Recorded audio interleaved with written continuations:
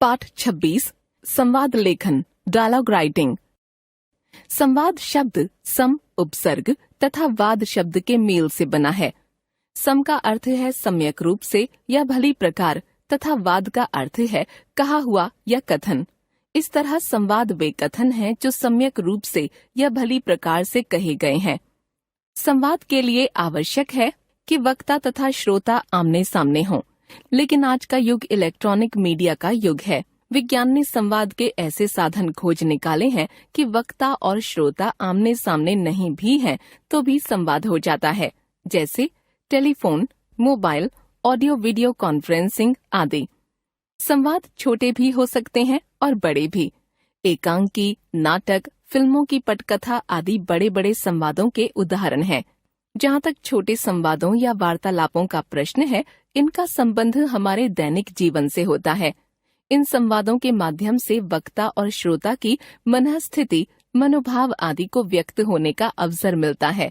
जैसे एक बच्चा अपने दोस्तों से कभी हंसकर तो कभी नाराज होकर बात करता है। अपने अध्यापक से यदि गृह कार्य नहीं किया है तो डर कर बात करता है। अपनी माँ से प्रेम और आदर से बात करता है आदि। संवाद लेखन के लिए निम्नलिखित बातों को ध्यान में रखें।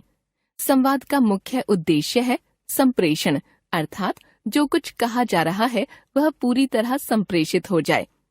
जो बात कही जा रही है वह श्रोता को समझ में आनी चाहिए। संवादों के लिए प्रयुक्त भाषा सरल, सहज और पात्रानुकूल होनी चाहिए।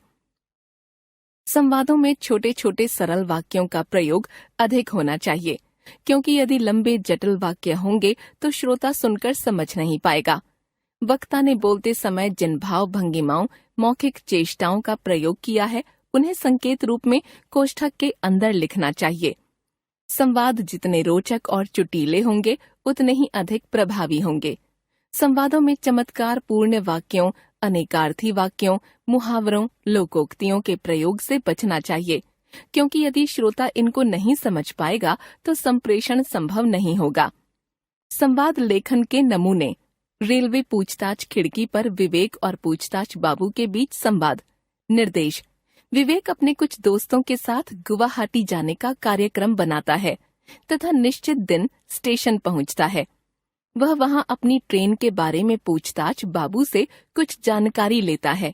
दोनों के बीच हुए संवाद को लगभग 50 शब्दों में लिखिए। विवेक: भाई साहब, जरा बताएंगे कि गुवाहाटी राजधानी रेलगाड़ी किस प्लेटफॉर्म पर आएगी? पूछताछ बाबू: गुवाहाटी से आने वाली या गुवाहाटी को जाने वाली कौन सी राजधानी? विवेक: गुवाहाटी जाने वाली। पूछताछ बाबू: गुवाहाटी जाने वाली राजधानी आज देरी से आई है, 2 घंटे देरी से रवाना होगी। किस प्लेटफॉर्म से? अभी प्लेटफॉर्म की सूचना नहीं आई है, 1 घंटे के अंदर पता चल जाएगा। तब तक हम लोग सामान लेकर कहाँ जाएं? एसी वेटिंग रूम में जाकर बैठिए, ट्रेन के बारे में सभी सूचनाएं वहीं मिल जाएंगी। जी धन्यवाद। पोस्ट ऑफिस में दिव्यांश और बाबू के बीच संवाद। निर्देश। दिव्यांश के पिताजी उसे एक पत्र स्पीड पोस्ट करने के लिए पोस्ट ऑफिस भेजते हैं। दिव्यांश पोस्ट ऑफिस में जाकर बातचीत करता है। दिव्यांश पोस्ट ऑफिस में एक काउंटर पर जाकर पूछताछ करता है। दिव्यांश: भाई साहब, मुझे एक लिफाफा स्पीड पोस्ट से भेजना है, इसके लिए मुझे क्या करना होगा? बाबू: आप गलत काउंटर पर आए हैं, काउंटर संख्या 6 पर जाइए, वहाँ वे सब कुछ बता देंगे। दिव्यांश सॉरी कहकर काउंटर संख्या 6 पर जाता है। दिव्यांश: नमस्कार सर, मुझे यह लिफाफा स्पीड पोस्ट से भेजना है, इसके लिए क्या करना होगा?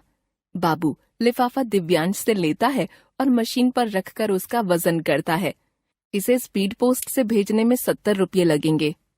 दिव्यांश: ठीक है, इसका स्पीड पोस्ट कर दीजिए। दिव्यांश बाबू को 70 रुपये देता है। बाबू: 2 मिनट रुकिए, अभी इसकी रसीद देता हूँ। रसीद तैयार करके दिव्यांश को देते हुए, लीजिए। दिव्यांश रसीद लेते हुए, धन्यवाद।